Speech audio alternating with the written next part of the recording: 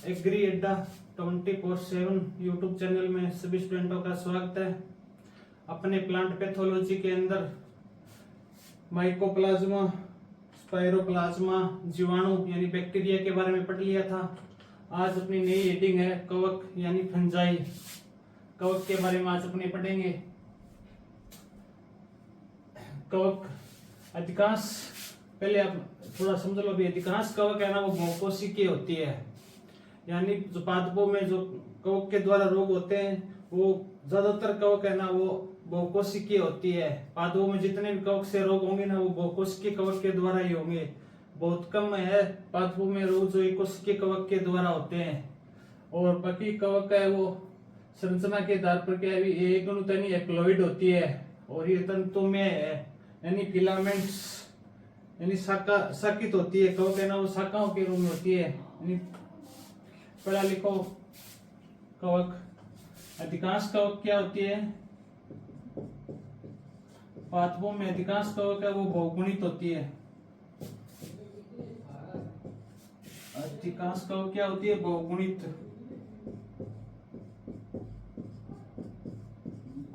होती है। पादपों में जो कवक होती है वो अधिकांश कवक क्या होती है, बहुगुणित होती है। और अधिकांश कवक भी क्या होती है, एकगुणित यानी एप्लॉइड होती है। एकगुणित यानी एप्लॉइड। अधिकांश कवक क्या होती है, बहुगुणित होती है और एकगुणित यानी एप्लॉइड होती है। और कवक का आकार है वो क्या होता है, तंतु में होती है। ये कवक का आकार क्या होता है, तंतु में। तंतु में क्या है, शाखित होती है। ये शाखित यानी फिलामेंट्स।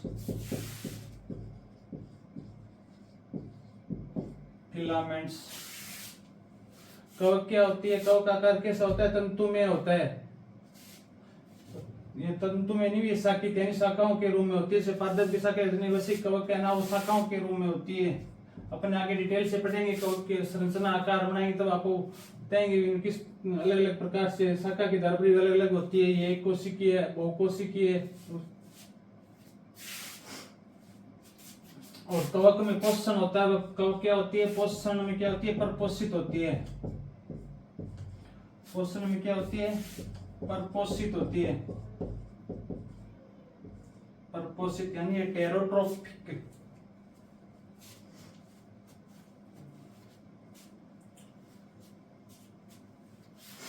परपोषित यानी हेटेरोट्रोफिक होती है। हेटेरोट्रोफिक।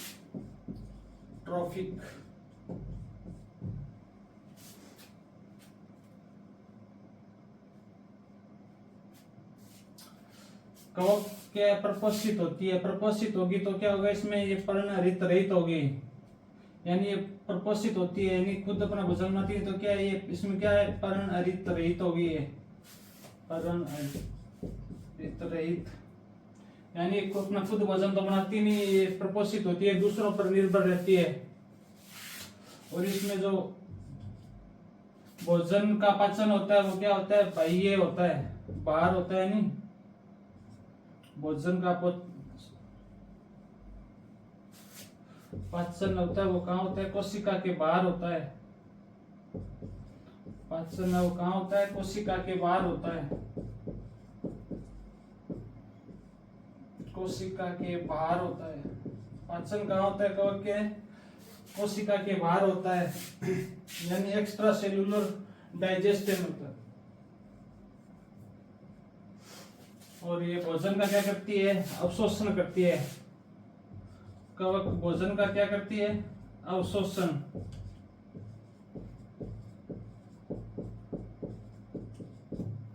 भोजन का अवशोषण करती है कवक। कवक अधिकांश कवक क्या होती है, अपनी अधिकांश कवक बहुकोशिकीय होती है, पर कुछ कवक होती है वो एककोशिकीय भी होती है। और ये एकगुणित, अधिकांश कवक क्या होती है, एकगुणित यानी एप्लॉइड होती है। और इनकी संरचना है वो तंतु में, शाखीय तंतु में होती है यानी फिलामेंट्स। और इसमें पोषण होता है वो परपोषित होती है, नहीं हेटेरोट्रोफिक होती है। हेटेरोट्रोफिक है तो ये क्या होगा, इसमें परिणत रहित होगी नहीं, इसमें परिणत क्या होता है, नहीं होता है इसमें परिणत। क्यों, ये अपना भोजन है वो परपोषित यानी दूसरों पर से प्राप्त करती है। परपोषित नहीं पैरासाइट सॉरी परपोषित होती है अपने पर। इसमें पढ़ेंगे भी पैरासाइट के आधार पर इसका वर्गीकरण पढ़ेंगे। ये दो प्रकार की होगी, ओब्लिकेट और फेक्युलेटिव पैरासाइट, यानी विकल्पी पैरासाइट और विकल्पी पैरासाइट, वो अपने आगे वर्गीकरण में पढ़ेंगे। पर्णतरीय और इसमें कवक में भोजन का पाचन हुआ कहाँ होता है, कोशिका के बाहर होता है, और ये भोजन का क्या करती है, अवशोषण करती है। नोट कर लो इसको।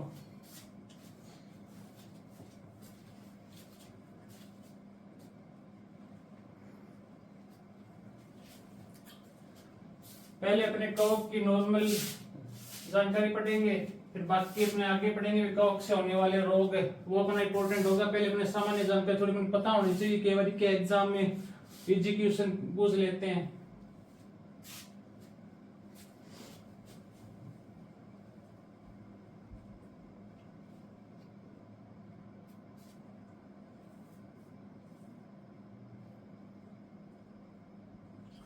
और एक और लिखना, कवक क्या होती है, बीजाणुधारी होती है।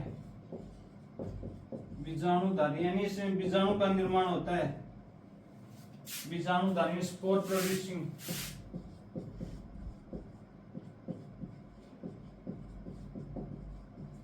यानी इसमें बीजाणु का निर्माण होता है। नोट कर लिया सभी ने?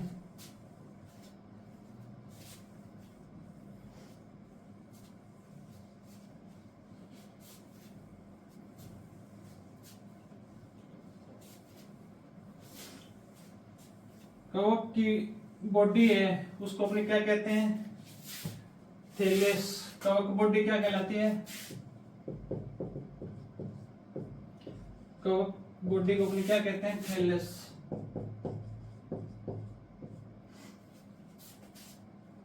कवक बॉडी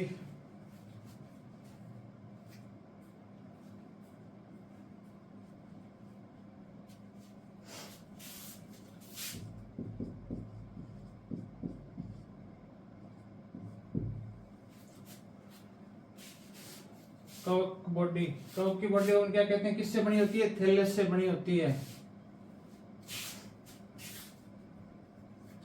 अब अपने करेंगे कवक का वर्गीकरण। कवक बॉडी क्या कहलाती है, थैलेस, या कवक बॉडी किससे बनी होती है, थैलेस से। लिख लिया? अब पहले लिखना लोग ने कवक का वर्गीकरण, ऐसे लिखो, थैलेस के आधार पर कवक का वर्गीकरण। थैलेस के आधार पर कवक का वर्गीकरण।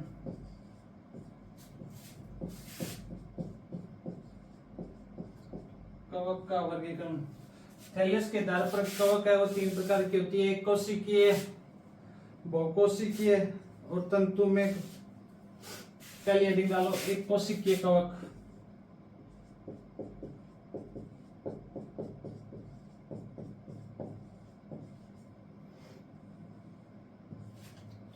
एक कोशिकीय यानी एक कोशिकीय थैलेस। एक कोशिका थैलेस में क्या होता है, ये एक कोशिका से बनी होती है। एक कोशिका थैलेस में लिखो भी है, एक कोशिका से बनी होती है, एकल कोशिका से बनी होती है।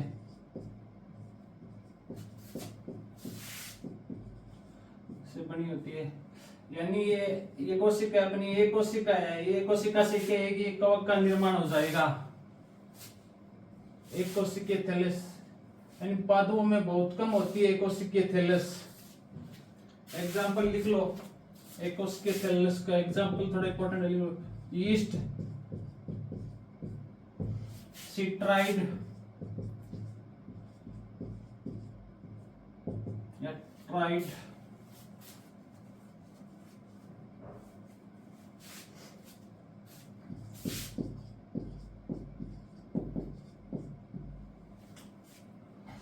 पहला है थैलस के आधार पर कवक का वर्गीकरण। एक कोशिकीय कवक, एक कोशिकीय थैलस यानी एक कोशिका से क्या है कि पूरे कवक का निर्माण हो जाएगा। इसमें एग्जांपल है ईस्ट या ट्राइड। सीट्राइड में इसमें एक एग्जांपल लिखो तो लिख लो सिस्ट्राइड।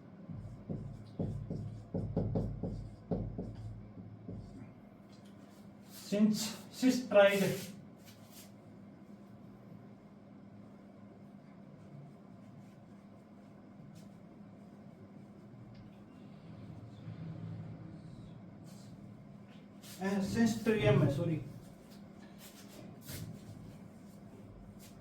सीट्राइड के अंदर लिख लो एग्जांपल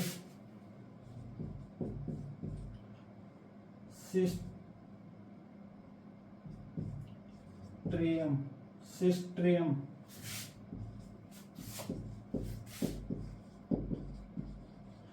यानी सिस्ट्रियम कवक।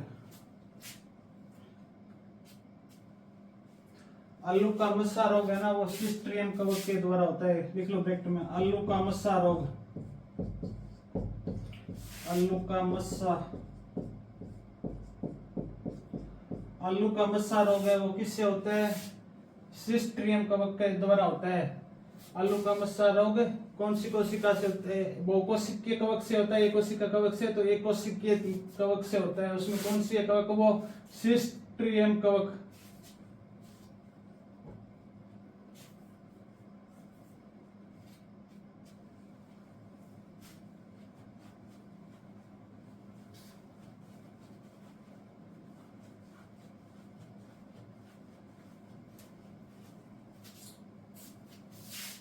Since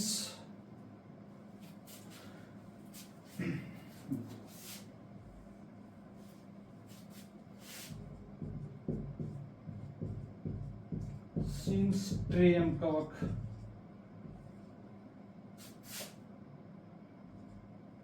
सिस्ट्रियम कवक, आलू का मस्सा रोग। सिट्राइड में दूसरी है अपने प्लाज्मोडियम, प्लाज्मोडियम, प्लाज्मोडियम थैलस।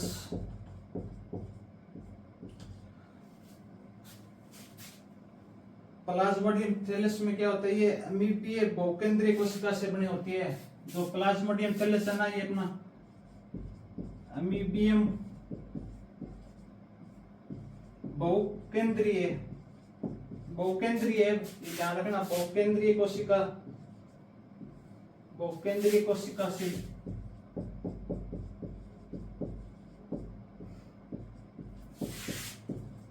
से बनी होती है।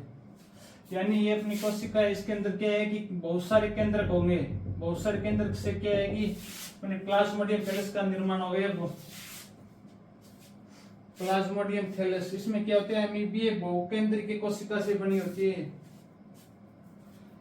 यानी अपनी कोशिका होगी, इस कोशिका के अंदर क्या है कि एक से ज्यादा केंद्रक होंगे। यानी इसके अंदर 3, 4, 5 कितने भी केंद्रक हो सकते हैं। उससे क्या है कि अपने कवक का निर्माण होगा। और एक कोशिकीय कवक इसमें बताता है, इसमें अपने क्या है कि एक ही कोशिका से पूरे कवक का निर्माण होगा। प्लाज्मोडियम थैलस में क्या है कि बहुकेंद्रीय, यहाँ बहुकोशिकीय नहीं है, धारणा बहुकेंद्रीय कोशिका से बनी होती है। थोड़ा ये चीज ध्यान में रखना। प्लाज्मोडियम थैलस,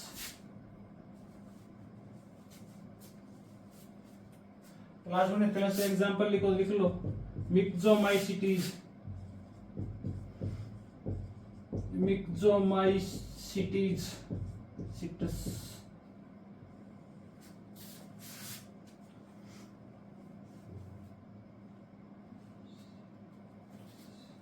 मिक्सोमाइसीटीज, मिक्सोमाइसीटीज कवक। प्लाज्मोडियम थैलस का उदाहरण क्या है? मिक्सोमाइसीटीज कवक है। प्लाज्मोडियम थैलस है वो अमीबीय बहुकेंद्रीय की कोशिका से बनी होती है। और एक कोशिकीय थैलस ये सिर्फ एक कोशिका से बनी होती है। एक कोशिकीय थैलस का उदाहरण है ईस्ट और सिट्राइड। सिट्राइड ये बना क्या है कि जीन्स है, उसके अंदर क्या है अपने अंदर और कवक है, सिस्ट्रियम कवक है। जैसे अपने पहले पढ़ा था ना, जैसे बैक्टीरिया के अंदर फाइलम, फाइलम यानी गण है। उसके बाद में अपना पढ़ा था जीन्स, फिर क्लास। तो इसी आधार पर ये सिस्ट्रियम में ये जीन्स है, जीन्स के अंदर क्या है, ये अलग अंदर इसके अंदर सिस्ट्रियम कवक है, ये क्लास है। अपने आगे वर्गीकरण इसके अंदर पढ़ेंगे तो कि कौन सी कवक कौन से गण में आती है, कौन सी क्लास में आती है, तो अपने आगे डिटेल से पढ़ा देंगे। अभी ये सिस्ट्रियम कवक है, ध्यान रखना। अभी सिट्राइड क्लास से, क्लास के अंदर है सिट्राइड क्लास। सिस्ट्रियम कवक का कौन सी क्लास है, सिट्राइड।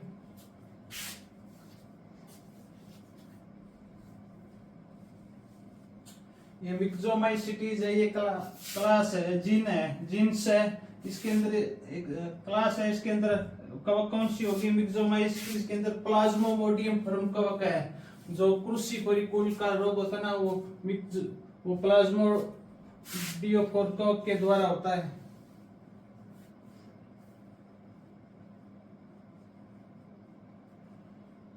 लिखो तो इसमें लिख लो, मिक्सोमाइसिटीज जीन्स के अंदर कवक होती है प्लाज्मोडियोफोर,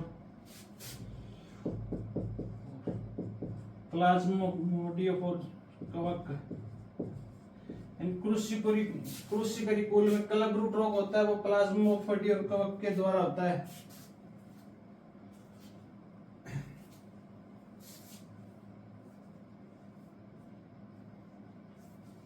ये इतनी अपनी क्या है, ये एकोसिकीय कवक है। दोनों ये क्या है, प्लाज्मोडियोफोर और ये एकोसिकीय कवक है अपनी।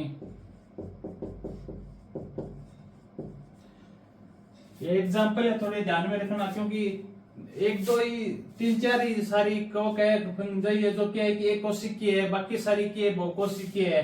तो एकोसिकीय के अंदर थोड़ा इंपॉर्टेंट हो जाते हैं, ध्यान रखना। अभी ईस्ट होगी, सिट्राइड होगी, इसके अंदर प्लाज्मोडियोफोरम, प्लाज्मोडियम, मिक्सोमाइसिटीज।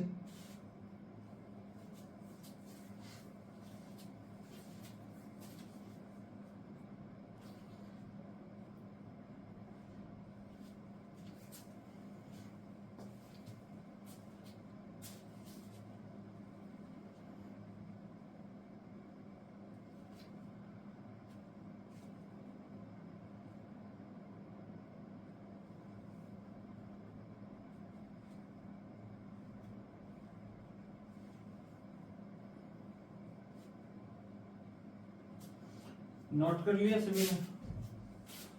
अब अगले हेडिंग इसके अंदर डालो, पहले इसके आधार पर अगला वर्गीकरण है अपना तंतु में बहुकोशिकीय कवक।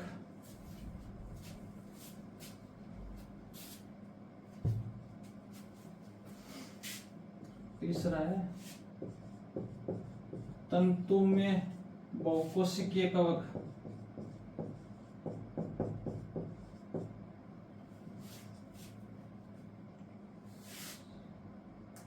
बहुकोशिकीय कवक एग्जाम में क्वेश्चन कैसा आएगा भी, इसमें आ जाएगी भी निम्न में से कोशिकीय बहुकोशिकीय कवक है, उसमें एग्जांपल आ जाएगा ईस्ट आ जाएगा, मिक्सोमाइसिटीज हो जाएगा, प्लाज्मोडियम हो जाएगा, एक अदर कवक दे देंगे। तो अपने क्या है कि एक कोशिकीय कवक है, वो मेन अपने को ध्यान में रखनी है, 5 6 है मेन। अगला लिखो तंतु में बहुकोशिकीय कवक, इसके अंदर लिखो अधिकांश कवक। अधिकांश कवक अपनी क्या होती है, तंतु में बहुकोशिकीय कवक होती है। अधिकांश कवक तंतु में बहुकोशिकीय के अंदर आती है। एक इसके अंदर वर्ड आता है हाइफा, हाइफा या हाइफी। एक कवक तंतु को क्या कहते हैं, हाइफा।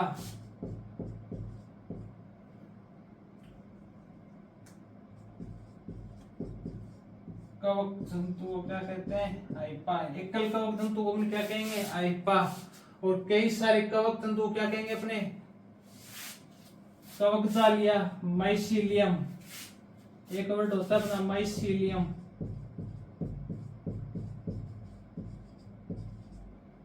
माइसीलियम यानी कवक जाल।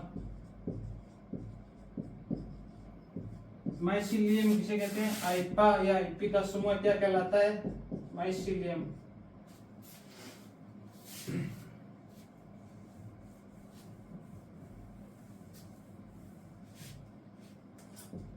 हाइपा का समूह, यानी कई सारे कवक जंतु होगा, उनका जाल होगा, उसको अपने क्या कहेंगे, कवक जाल या माइसीलियम।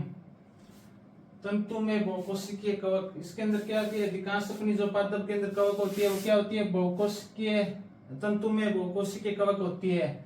इसके अंदर एक कल या एक कवक तंतु को अपने क्या कहेंगे, हाइपा, और हाइपा का समूह क्या कहलाता है, माइसीलियम।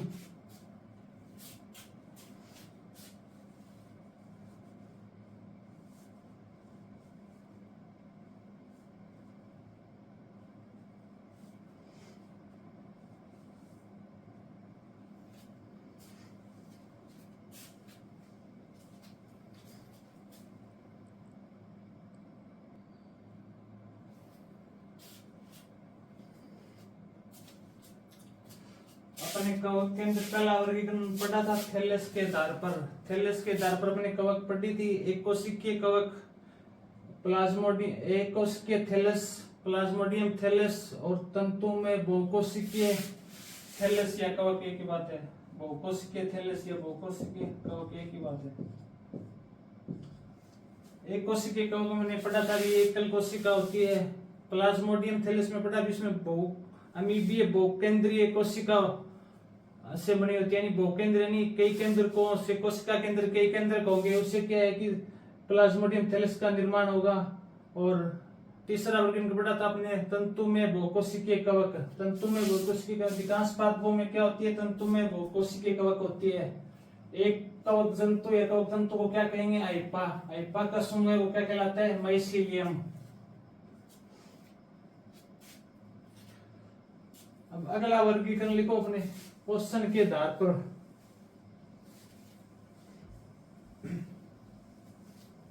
ये माइसीलियम है, थोड़ा इंपॉर्टेंट है, ध्यान में रखना।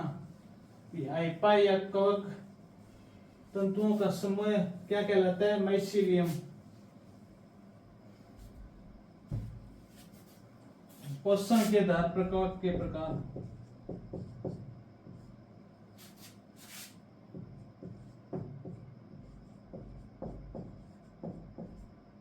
पोषण के आधार पर, पोषण के आधार पर कवक तीन प्रकार की होती है। एक होती है परजीवी यानी पैरासाइट कवक। पहला है परजीवी,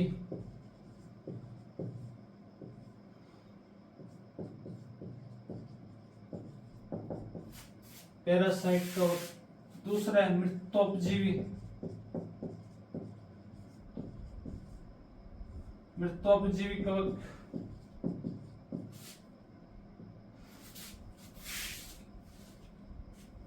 तीसरा है अपना सहजीवी कवक, सिम्बायोक, सहजीवी कवक। पोषण के आधार पर कवक कितने प्रकार की होती है, तीन प्रकार की होती है।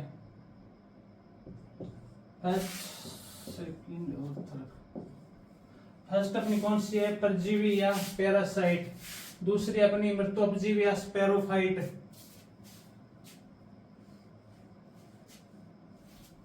मृतोपजीवी यानी स्पैरोफाइट। तीसरी है सहजीवी या सिम्बायोक। सहजीवी के अंदर आते हैं लाइकेन और माइकोराइजा।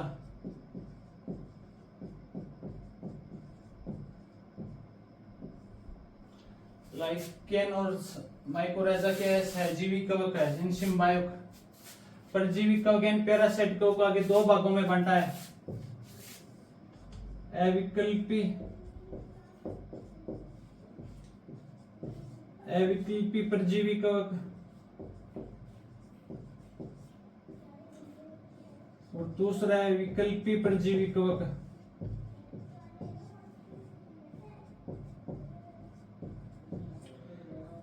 विकल्पी परजीवी कवक, इसके बारे में मैंने आपको पहले वाली क्लास में बता दिया भी। अविकल्पी क्या होता है और विकल्पी क्या होता है। अविकल्पी यानी जो केवल मृतोपजीवी से अपना भोजन प्राप्त करते हैं। विकल्पी जो जीवित जीवों से और कभी कभी के मृत कार्बनिक पदार्थों से भी क्या अपना भोजन प्राप्त करते हैं, वो विकल्पी परजीवी कहलाता है। अविकल्पी परजीवी के अंदर अपनी कौन कौन सी कवक आती है, वो नोट कर लो। एल्बुगो, ये इंपॉर्टेंट है, ध्यान में रखना। पोषण के आधार पर वर्गीकरण कवक का इंपॉर्टेंट है, इससे एग्जाम में लगभग क्वेश्चन पूछे जाते हैं। अविकल्पी के अंदर पहली कवक अपनी एल्बुगो, एल्बुगो स्केलोस्पोरा,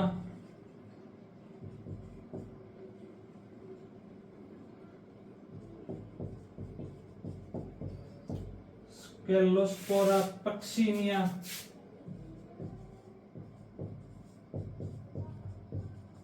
पक्सिनिया कवक और इरिसिप्साइफी कवक।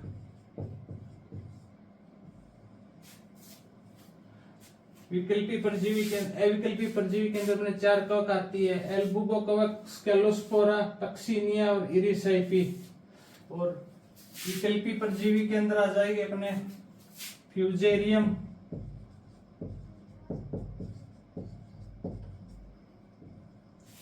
फ्यूजेरियम अल्टरनेरिया,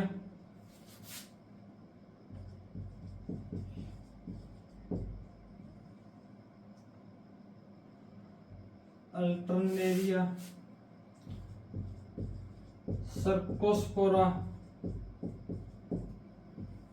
और पीथियम, पीथियम।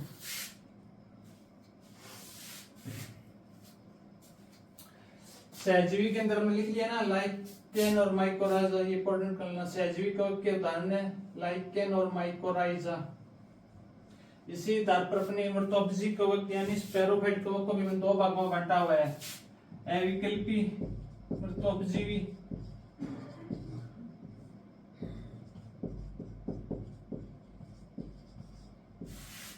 अविकल्पी इमर्तोपजीवी और विकल्पी इमर्तोपजीवी, यानी ओब्लिगेट स्पैरोफाइट और फैक्युलेटिव स्पैरोफाइट।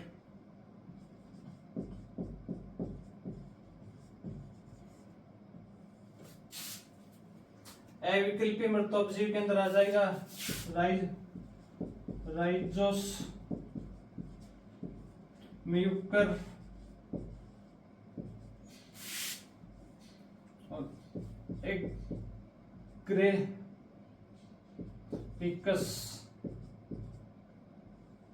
एग्रेविकस। और विकल्पी इमर्तोपजीवी में आ जाएगा अस्टिलागो,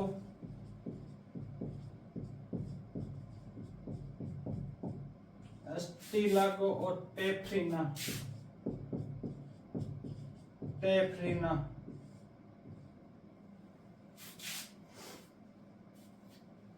ये अपना दूसरा वर्गीकरण है पोषण के आधार पर। सहजीवी के अंदर तो एग्जांपल लिख लेना अपने, लाइकेन और माइकोराइजा, लाइकेन और माइकोराइजा।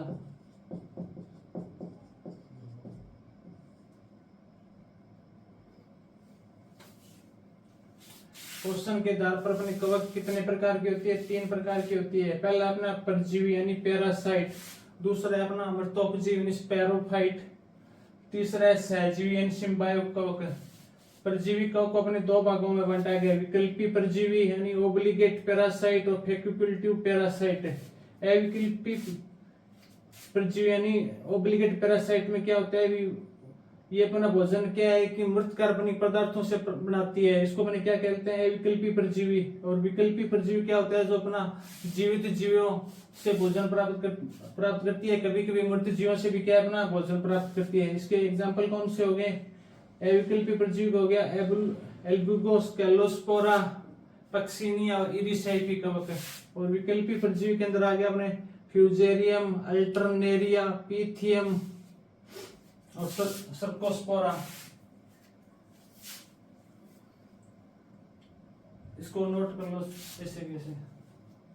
इनसे होने वाले रोग को अपने क्या आगे डिटेल से पढ़ लेंगे भी। एल्बुगो से कवक से कौन से रोग होते हैं, स्केलोस्पोरा से कौन से कवक होते हैं, पक्सिनिया से कौन सा होता है। एग्जाम में केवल क्वेश्चन पूछा गया है, निम्न में से कौन सी अविकल्पी परजीवी कवक है, कौन सी विकल्पी परजीवी कवक है, कौन सी विकल्पी मृतोपजीवी है, ये थोड़ा अपने को ध्यान में होना चाहिए।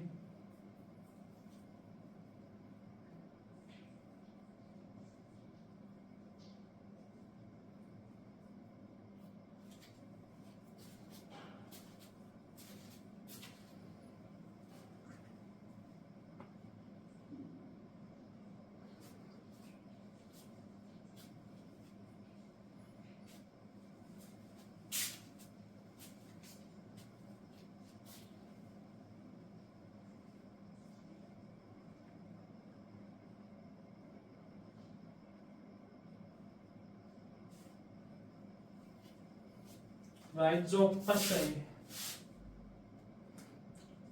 राइजोपस।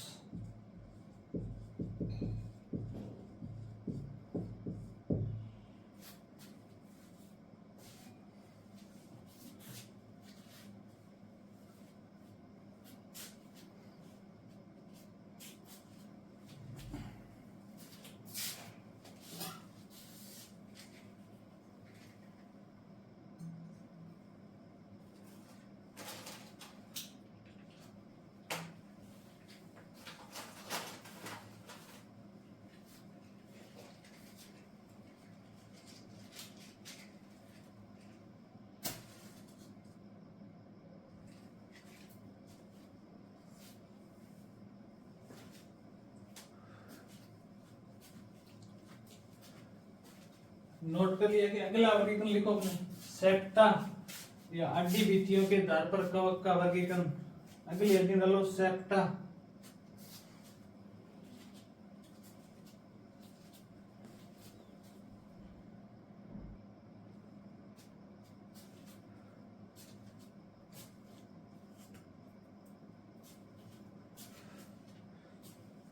नोट कर लिया।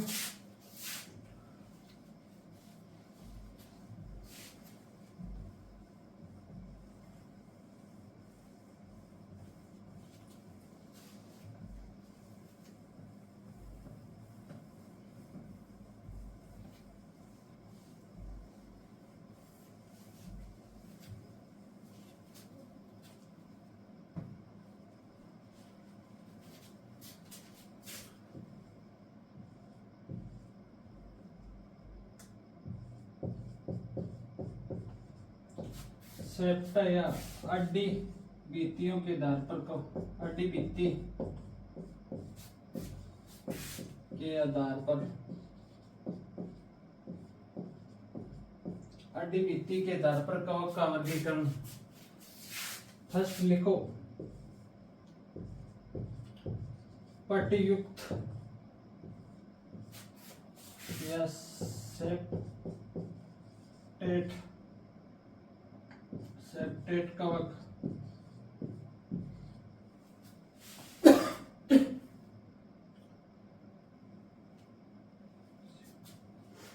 पट्टीयुक्त या सेप्टेट, इसके अंदर लिखो ये एक केंद्रीय कोशिका होती है,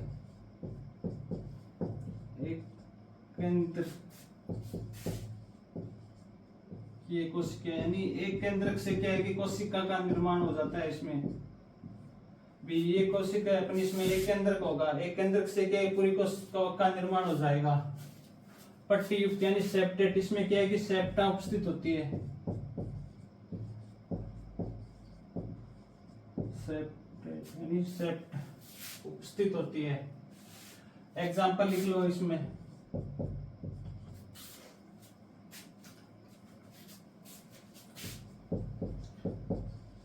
एस्कोमाइसिटीज,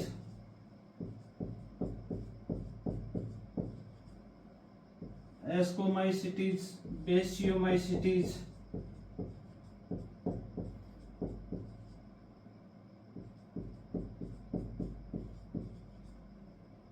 एस्कोमाइसिटीज और बेसियोमाइसिटीज कवक।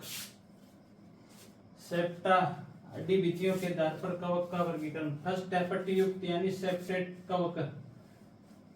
इसमें क्या है एक केंद्रीय कोशिका से क्या है पूरी कवक का निर्माण हो जाता है, इसमें सेप्टा उपस्थित होती है। एग्जाम्पल एस्कोमाइसिटीज कवक और बेसिडियोमाइसिटीज कवक।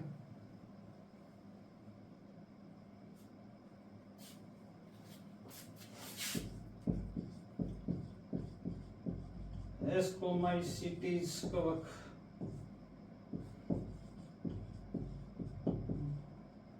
बेसियोमाइसिटीज,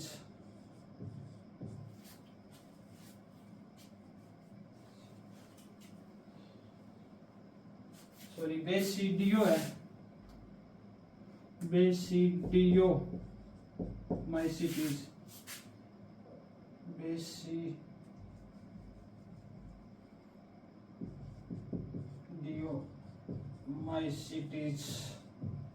कवक।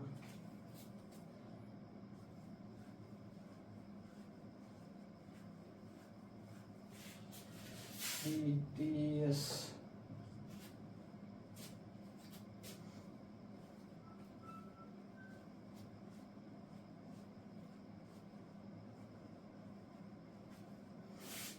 पट्टीयुक्त कवक जाल। दूसरी है, दूसरा वर्गीकरण अपना पट्टहीन या एसेप्टेड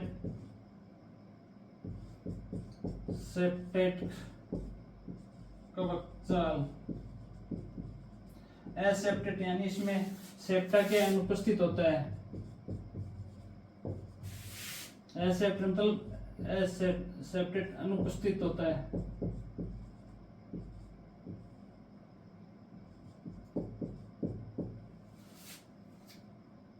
इसमें क्या था, एक कोशिकीय एक केंद्रीय कोशिका थी। इसमें क्या है, बहुकेंद्रीय कोशिका, बहुकेंद्रीय कोशिका से जाल का निर्माण होगा। बहुकेंद्रीय कोशिका से बनी होती है। ये क्या है, एक कोशिकीय से बनी होती है, एक केंद्रीय कोशिका से बनी होती है। पट्टहीन यानी एसेप्टेड, ये बहुकेंद्रीय कोशिका से बनी होती है। यानी ये कोशिका, इसमें क्या है कि बहुत सारे केंद्र से क्या है कि कवक का निर्माण होगा। इसमें सिर्फ क्या है, एक केंद्र की होगा।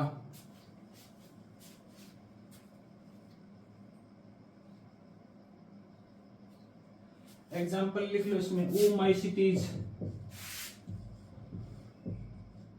oomaisites,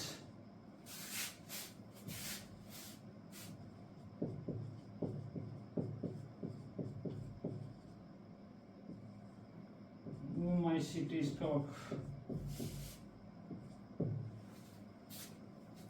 सेप्टा यानी अड्डीभित्तियों के आधार पर कवक का प्रकार दो प्रकार की होती है, पट्टीयुक्त यानी सेप्टेड कवक, दूसरी है पट्टहीन यानी एसेप्टेड। यानी पट्टीयुक्त में तो क्या है कि सेप्टा उपस्थित होगा, पट्टहीन में क्या है कि सेप्टा अनुपस्थित होगा। पट्टीयुक्त में क्या है कि एक केंद्र कोशिका यानी एक केंद्रक से क्या है कि पूरे कवक का निर्माण हो जाएगा। पट्टहीन में क्या होगा, बहुकेंद्रीय कोशिका से बनी होती है, यानी इसमें कई सारे केंद्रक से क्या है कि कवक का निर्माण होगा। पट्टीयुक्त में सेप्टेड में हो जाएगा एस्कोमाइसिटिस कवक और बेसिडियोमाइसिटिस कवक। पट्टहीन में हो जाएगा oomaisites कवक।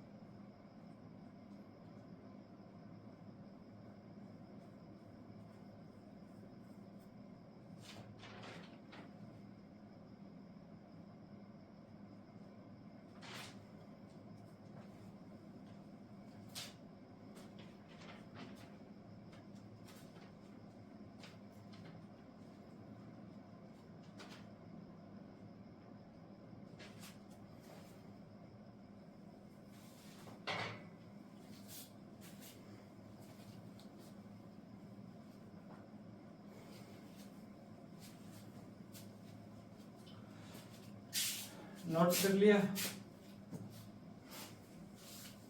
अगला वर्गीकरण में लिखो जनन संरचना के आधार पर।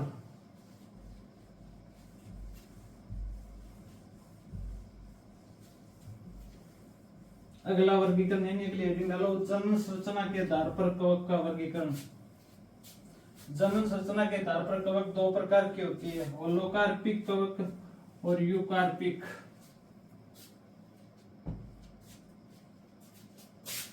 अगला है जनन संरचना के आधार पर।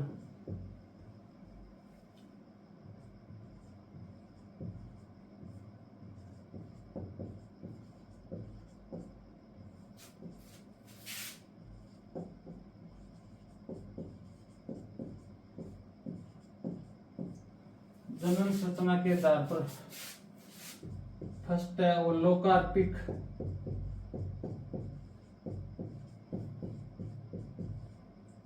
होलोकार्पिक कवक लोकार्पिक कवक के अंदर क्या होती है, वह कवक जो पूर्ण रूप से जनन संरचना में रूपांतरित हो जाती है।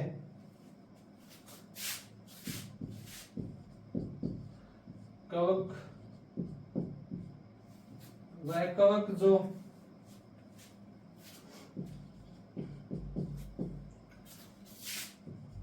पूर्ण रूप से जनन संरचना में क्या रूपांतरित हो जाती है।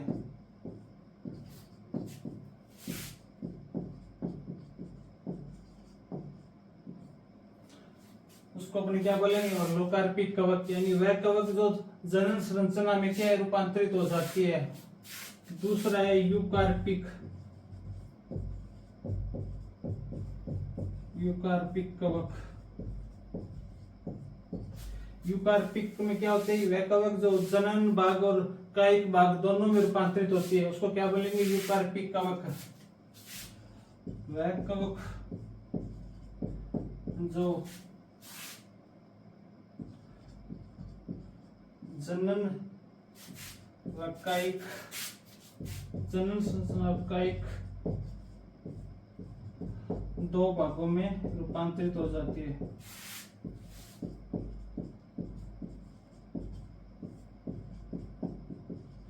उसको क्या कहेंगे अपने, यूकार्पिक कवक। और लोकार्पिक में क्या होती है, कवक केवल जनन संरचना में रूपांतरित होती है। यूकार्पी में क्या होगी, ये कायिक संरचना और जनन संरचना दोनों में रूपांतरित हो जाएगी। एग्जाम्पल लिख लो इसमें, पीथियम,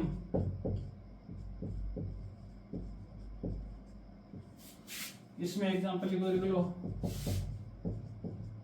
सिस्ट्रियम, सिस्ट्रियम एंडोबायोटिक,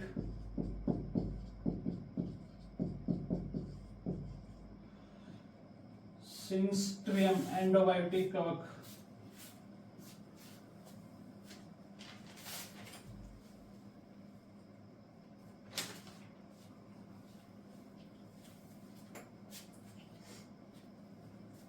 वह कवक जनन भाग व कायिक भाग दोनों में रूपांतरित हो जाती है। जनन भाग व कायिक भाग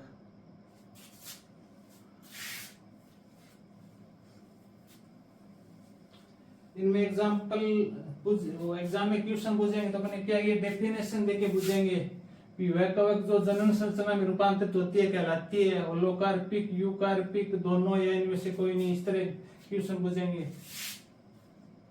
फिर डेफिनेशन दे देंगे एग्जाम में, फिर अपने को पूछेंगे कि निम्न में से कौन सी कवक है, यही से पूछ लेंगे। और लोकार्पिक कवक में कौन सा भाग रूपांतरित होता है, जनन भाग, कायिक भाग दोनों या इनमें से कोई नहीं।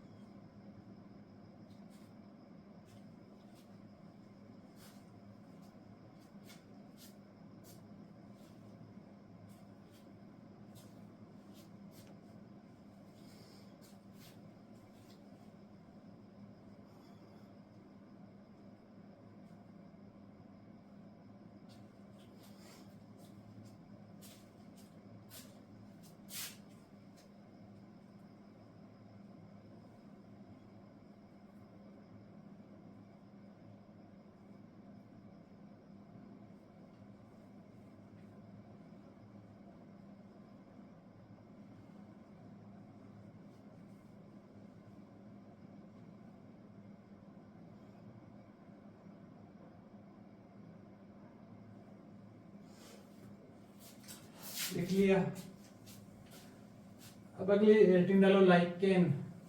अपने क्वेश्चन के आधार पर कवक तीन प्रकार से पढ़ी थी भी, एक तो परजीवी कवक, मृतोपजीवी कवक और सहजीवी कवक। सहजीवी कवक में अपने दो एग्जांपल पढ़े थे, लाइकेन और माइकोराइजा। लाइकेन क्या होता है,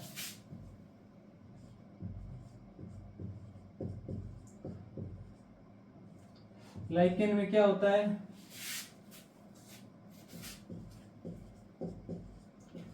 कवक प्लस शैवाल का सहजीवन क्या कहलाता है, लाइकेन। कवक प्लस शैवाल, शैवाल को अपने नया नाम भी, इसको क्या बोलते हैं अपने, साइनोबैक्टीरिया।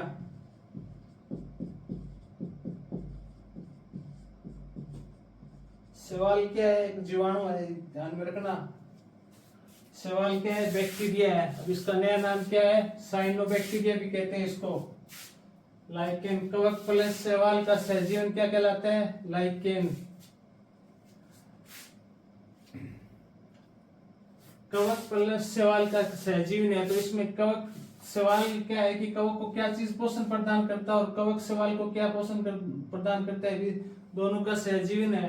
तो शैवाल के अंदर क्या है कि भी पर्णहरित होता है, यानी इसके अंदर कार्बोहाइड्रेट का निर्माण होता है। तो शैवाल के अंदर क्या है कि प्रकाशलेशन की क्रिया होती है। तो शैवाल है वो कवक को क्या प्रदान करता है, कार्बोहाइड्रेट।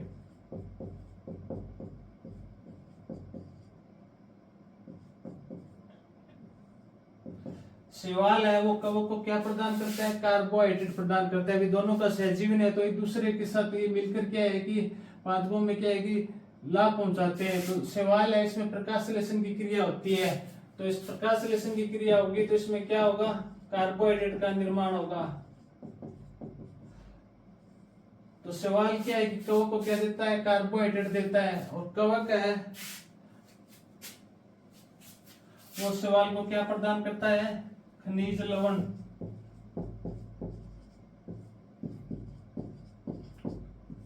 खनिज लवण, खनिज लवण हो गए, कार्बनिक पदार्थ हो गए, पदार्थ और जल।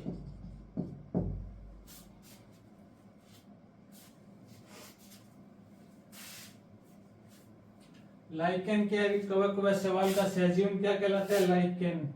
शैवाल में क्या है कि अपने प्रकाशलेशन की क्रिया होती है, पर्णहरित का निर्माण होता है, तो कार्बोहाइड्रेट भी मिलता है। तो शैवाल कवक को क्या करता है, कार्बोहाइड्रेट देता है। और कवक है वो शैवाल को क्या चीज देती है, खनिज लवण, कार्बनिक पदार्थ और जल। ये कवक क्या है कि शैवाल को प्रदान करती है। शैवाल का नया नाम क्या है, साइनोबैक्टीरिया भी कहते हैं।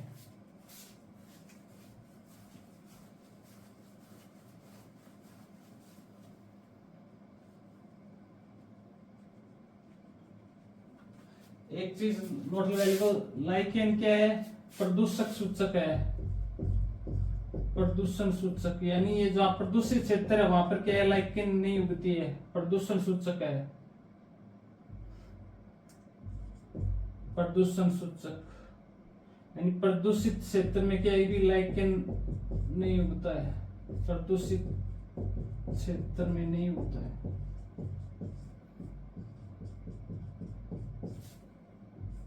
प्रदूषण सूचक है भी लाइकेन।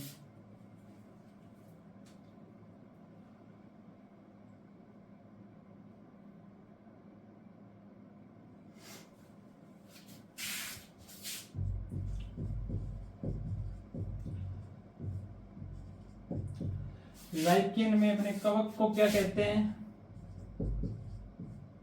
लाइकेन में कवक को माइकोबायोंट, माइकोबायोंट। लाइकेन में कवक को अपने कहते हैं माइकोबायोंट। और शैवाल को कहते हैं फाइकोबायोंट, फाइकोबायोंट।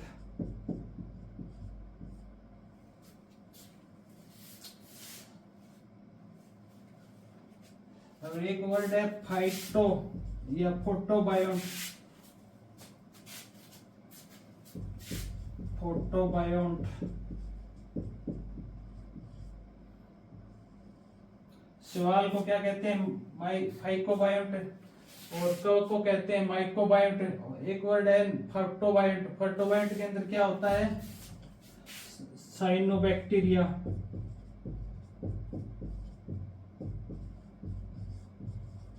साइनोबैक्टीरिया प्लस सेवाल, सेवाल प्लस एंड दोनों को क्या कहते हैं? फोटो। फोटो यानी प्रकाश संश्लेषण पादपों में।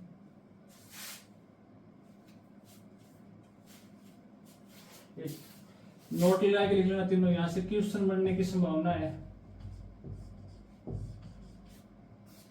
लाइकेन में माइक्रोबायोट कौन है, या फाइकोबायोट कौन है, या फोटोबायोट कौन है?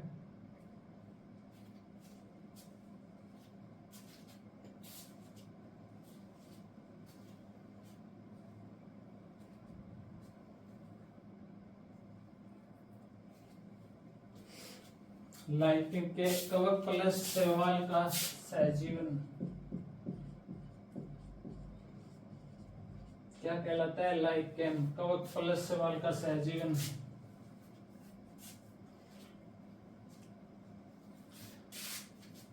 लाइकेन में कवक को कार्बोहाइड्रेट कौन प्रदान करता है? शैवाल। और कवक है वो शैवाल को खनिज लवण, कार्बनिक पदार्थ या जल इनकी आपूर्ति करता है।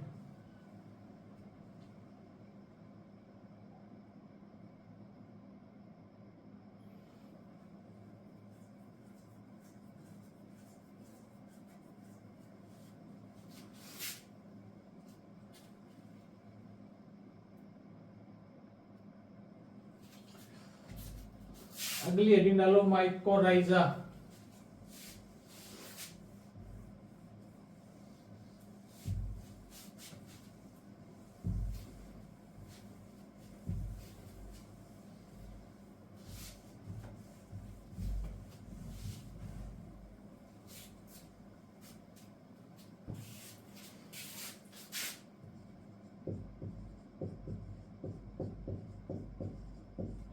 माइकोराइजा, माइकोराइजा शब्द फ्रैंक ने दिया था 1885 में। माइकोराइजा शब्द फ्रैंक नामक वैज्ञानिक थे, उन्होंने 1885 में दिया था। माइकोराइजा यानी माइकस प्लस राइजा। माइकस का क्या मतलब होता है? कवक। राइजा का मतलब होता है जड़। यानी माइकोराइजा क्या है? कवक प्लस उच्च वर्गीय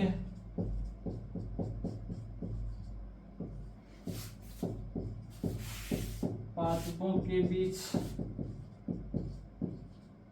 सहजीवन, या पादपों की जड़ों के बीच सहजीवन क्या कहलाता है? माइकोराइजा। कवक प्लस उच्च वर्गीय पादपों की जड़ों के बीच सहजीवन क्या कहलाता है? माइकोराइजा। पादपों की जड़ों के बीच सहजीवन क्या कहलाता है? माइकोराइजा।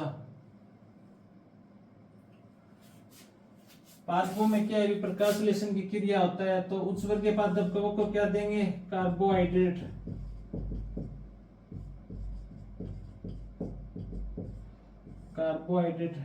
और कवक है वो माइकस यानी कवक, या ये हो ही गया कवक।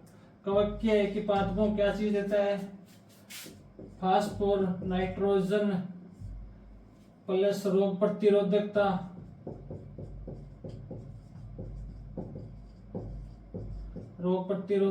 या सूखा प्रतिरोधकता।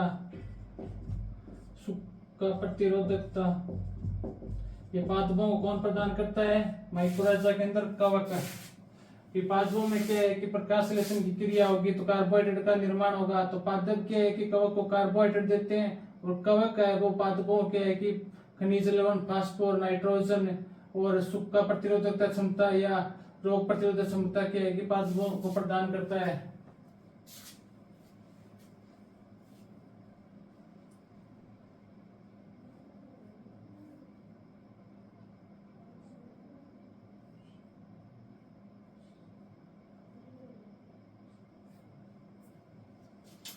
माइकोराइजा के एग्जाम्पल को लिख लो।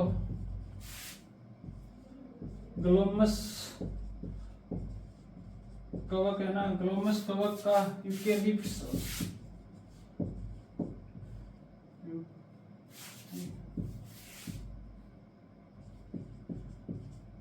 यूकेलिप्स पादपों की जड़ों के बीच क्या सहजीवन होता है?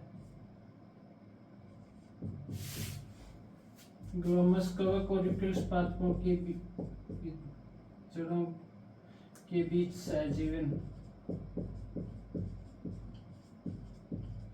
यूकेलिप्स या फिर पाइनस प्लांट भी होता है, पीनस।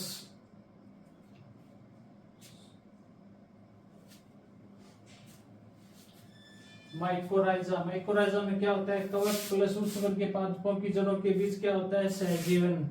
माइकोराइजा शब्द किसने दिया था? फ्रैंक ने 1885 में।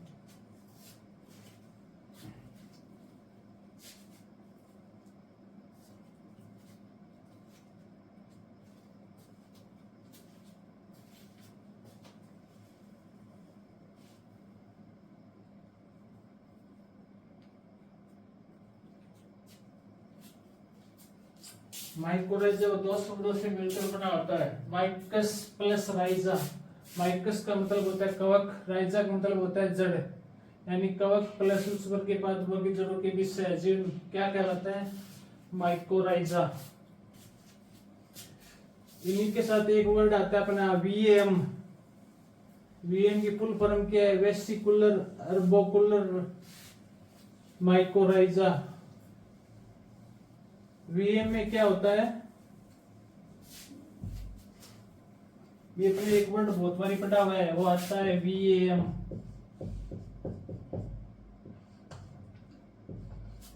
वीएम की फुल फॉर्म क्या है?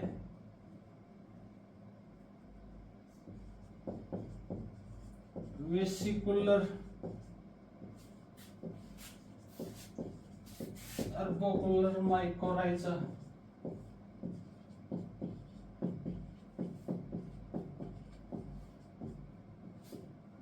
Vesicular arbuscular mycorrhiza.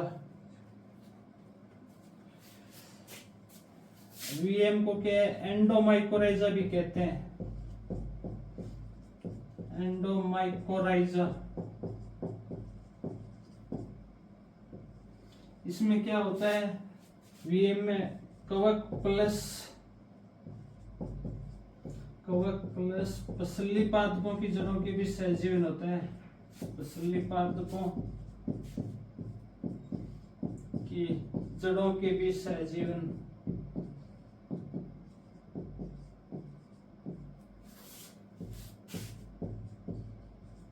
सहजीवन को क्या कहते हैं? VM, vesicular arbuscular mycorrhiza.